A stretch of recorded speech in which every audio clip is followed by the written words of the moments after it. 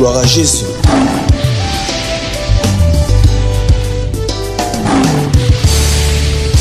Nous irons conquérir le monde entier.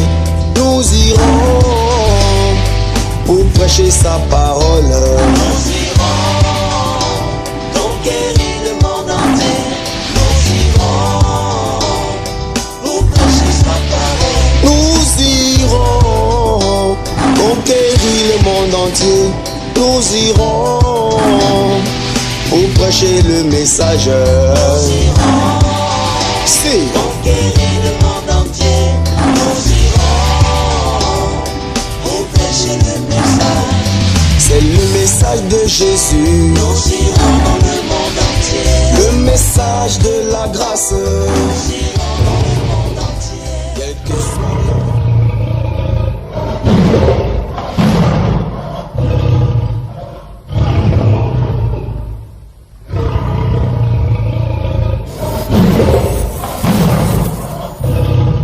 Chers auditeurs, poursuivez la voie de la mission, le semeur.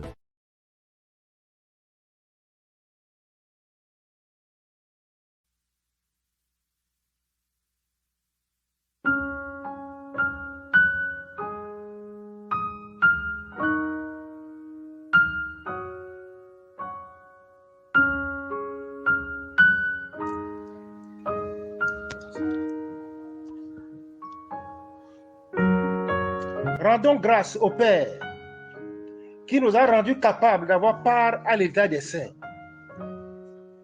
dans la lumière et qui nous a transportés des ténèbres dans son adorable lumière, dans le royaume de son Fils, en qui nous avons la rédemption et le pardon des péchés. Gloire à Dieu. La lumière dont il est question, c'est notre Seigneur.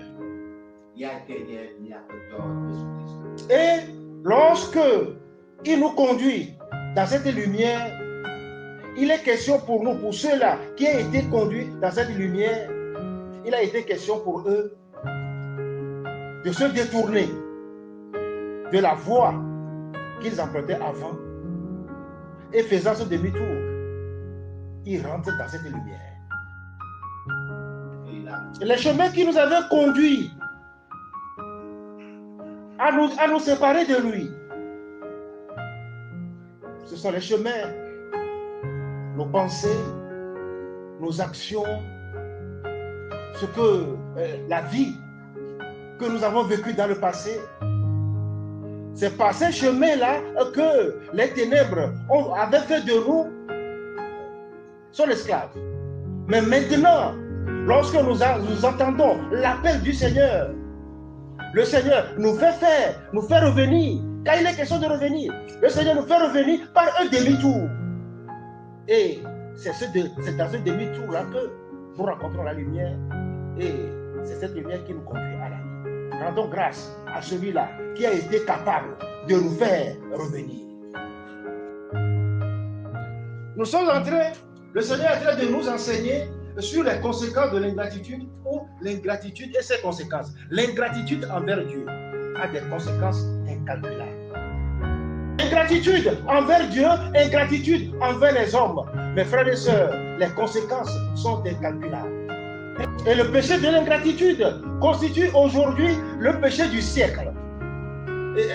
Lorsque nous avions dit, et nous avons vu que l'apôtre Paul, nous écrivant par hébreu, nous a enseigné que le péché nous enveloppe facilement. Regardez comment aujourd'hui il est très facile de pécher.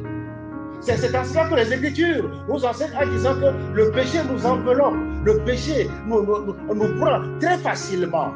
Alors c'est pourquoi nous devons demeurer attachés à la parole de Dieu, attachés à ce que Dieu nous a annoncé, afin que nous ne péchions pas. Aujourd'hui, il est question du péché de l'ingratitude. Pose la question, en quoi je suis ingrat? En quoi je suis ingrat envers Dieu et en quoi je suis ingrat envers les hommes? Vous ferez toute une liste qui ne peut pas finir aujourd'hui. Cet événement, cette histoire des lépreux nous enseigne. C'est l'histoire de l'ingratitude.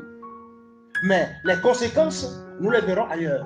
C'est l'histoire de l'ingratitude. Quand Dieu lui-même se lève pour réclamer. Mais comment se fait-il?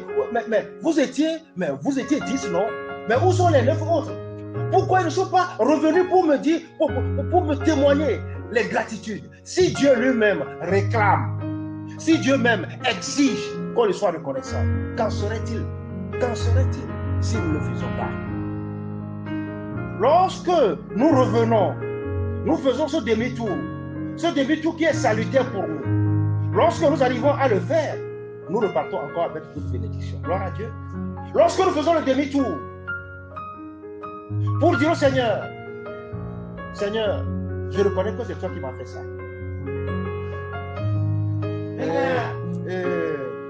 Il y a une pièce là, je ne sais pas si je crois que les programmes ont changé. C'est le site de Molière. Et il y avait ce grand homme riche et qui a fait du bien. Et lorsqu'il faisait du bien, il a accompagné de beaucoup de bien. C'est beaucoup de mots, de paroles douces, de paroles honorables. Et lorsque le monsieur a entendu ça, il a fait revenir. Lorsqu'il est venu, lorsque le monsieur lui a fait du bien, il dit merci mon Seigneur. Et il retournait et dit moi Seigneur, reviens. Il appelle, on lui donne un autre bien. Lorsqu'il est revenu encore, il a dit merci pour tout le bien que tu m'as fait. Il dit à moi merci. C'est des choses que Dieu fait écrire aux écrivains, aux hommes, pour nous enseigner. Pour que lorsqu'on te fait du bien, retourne. Quand tu retournes, tu reviendras encore avec d'autres bénédictions. D'autres bénédictions. D'autres bénédictions. Même si ce n'est pas dans l'immédiat, parce que tu es revenu dire merci, c'est des bonnes intentions qui vont nourrir la personne. Et lorsqu'il sera béni, il ne va pas t'oublier. Apprenons dès ce jour, dès lors, à partir de cette action de grâce, à ne être que reconnaissant. Reconnaissant envers Dieu, reconnaissant envers les hommes. Amen. Le Seigneur a dit à l'apôtre Pierre, il arrivera que tu me trahisses, que tu me rénies. Mais lorsque tu feras ce demi-tour de mon reniement et que tu reviendras encore à moi, mais va fortifier tes frères. Parce que d'où tu viens, tes frères sont restés là-bas. Va les fortifier pour que vous tous ensemble reveniez à moi. Gloire à Dieu. Amen.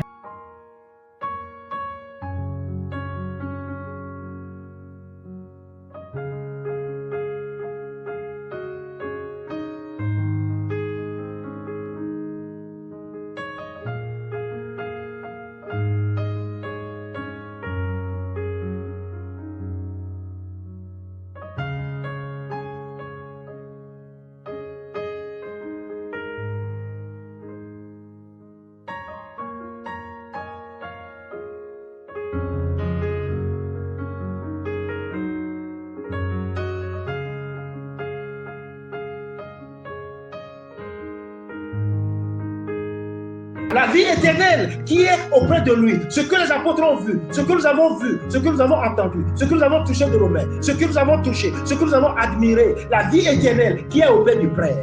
La vie éternelle est auprès du Père. C'est pourquoi celui qui agrée, il fait quoi? Il donne sa vie. Et le Seigneur, en priant, lui a demandé, donne-moi la vie à toujours et à perpétuité. La vie qui est auprès de Dieu, c'est une vie à perpétuité. C'est une vie éternelle. Alors, si Dieu t'agrée, et il te donnera la vie. Mais s'il ne t'agrée pas, qu'est-ce qu'il fait? Il va te tuer. C'est pourquoi l'homme doit vivre. Et sa recherche, et sa préoccupation, c'est tenu de se poser la question, comment je vais faire pour être agréable à Dieu?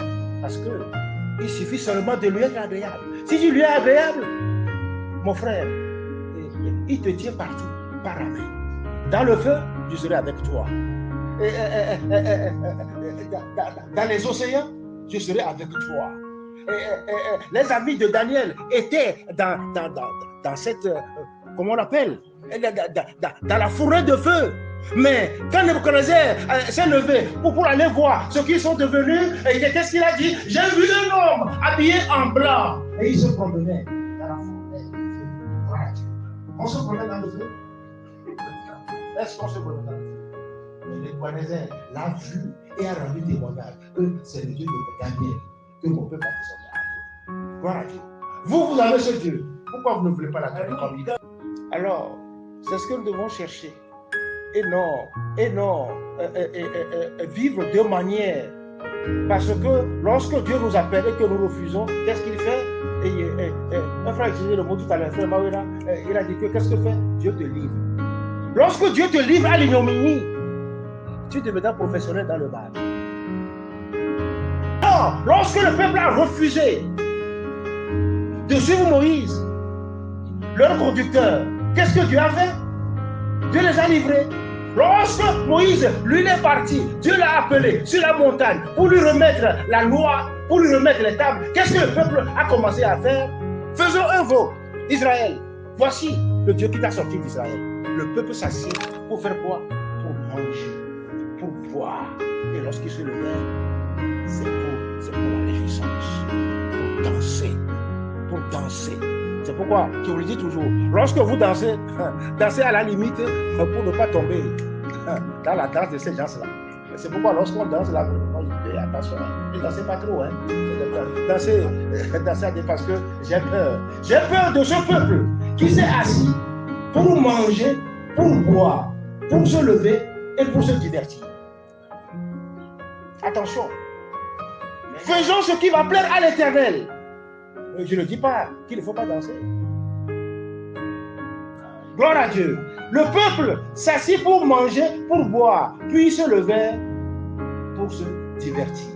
Qu'est-ce que Dieu a fait? Dieu a tué 23 000 en un seul jour. Dieu a tué 23 000 en un seul jour. Soit un Dieu. Comme celui qui est parti chez Dieu, il ne revient pas. Faisons rapidement un Dieu. Et les femmes, donnez vos boucles d'oreilles, donnez tous les objets en or. Et Aaron fit un veau d'or. Et le peuple a commencé à l'adorer. Oh, on a chanena. Oh, on a nena. Mia pombla ina meike, na meike ne joida, na meike ne joitoaji, bo, mi mal à la vidéo. C'est ça alors, l'ingratitude. Ils n'ont pas été reconnaissants à Dieu, ils n'ont pas été reconnaissants à Moïse, qui a passé toute leur vie pour Israël. Ils n'ont pas été reconnaissants à cet homme. Dieu se leva, il a tué 23 000. De tout ce peuple-là, de tout ce peuple qui a quitté Israël, près de 604 000 qui a quitté l'Égypte. Combien ont pu atteindre la terre promise? Combien sont-ils? 2 seulement furent agréables à l'Éternel. De près de 604 000 personnes qui ont quitté l'Égypte, 2 seulement furent agréables à l'Éternel. C'est pourquoi soyons dans la crainte. C'est pourquoi l'apôtre Paul a dit, c'est avec crainte et tremblement que nous approchons de lui. Ce que je vous recommande, tremblez. Ayez la crainte de l'Éternel. Il vous gardera la vie. Amen.